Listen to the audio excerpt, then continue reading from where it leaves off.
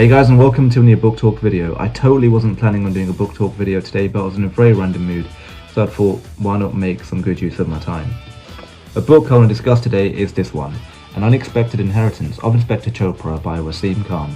This book is set in Mumbai and it highlights the story of Inspector Chopra, who is about to retire on his last day of work.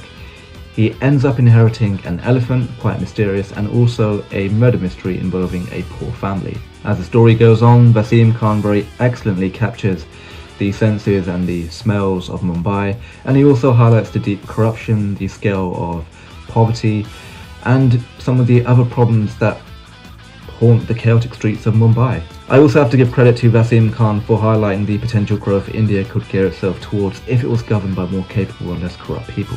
Let's talk more about the story. So, Inspector Chopra is an appealing hero who is determined to fight crime. And the murder mystery that Inspector Chopra ends up taking on is a voluntary one. Even though he's retired, he still immerses himself in his duty to the best of his ability. As time goes on, Inspector Chopra ends up forming a very close bond to the elephant, which proves itself to be more useful and mysterious in a good way than ways he had initially imagined. Inspector Chopra is also very lovingly supported by his wife Poppy, who is symbolic of empowered and strong women, which is usually not the case when it comes to conventional Indian women.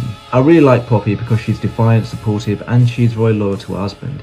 At the same time, she knows when to speak up against people and also to shout down this principle that Indian people govern themselves by, which entails what will people say. This idea of what people will say or think is what brings the Indian society and culture down, and Wasim Khan does a tremendous job in, well, basically smashing it to bits. So, well done there, Wasim Khan, great job. As the story deepens, we learn more about the cultural differences in India and how there is a difference between the different religions and the practices, but yet everyone comes together when there's a bit of a crisis. The mystery within which the story is woven in is really well done, and the plot overall is excellent too.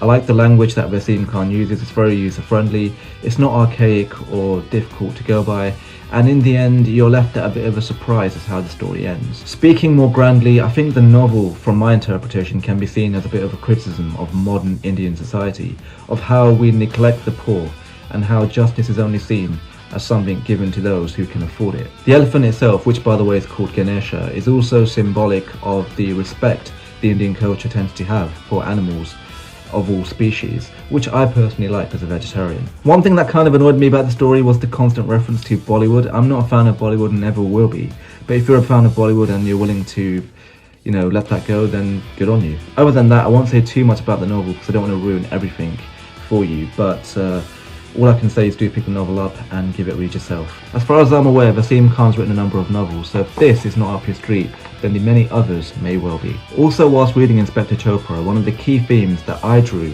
was how Inspector Chopra himself is like a very strong, bright sword of justice, fighting against tyranny, injustice, dishonour and disloyalty. In fact, as Inspector Chopra's character develops, we learn that he's a man of true integrity and honour, and a man who is not easily swayed from his principles, like many others around him. Overall, the story is well paced, grand and an absolute pleasure to read. In terms of the characters, they are sympathetic, believable and most importantly human. Finally, overall message, pick this book up, and Wasim Khan, if you're watching this, thank you very much for writing an outstanding story. I am literally running low on storage space, so I'll catch you on the next episode whenever I get a chance to upload. Until then folks, take care, stay safe and happy whatever it is for now. Oh, happy reading.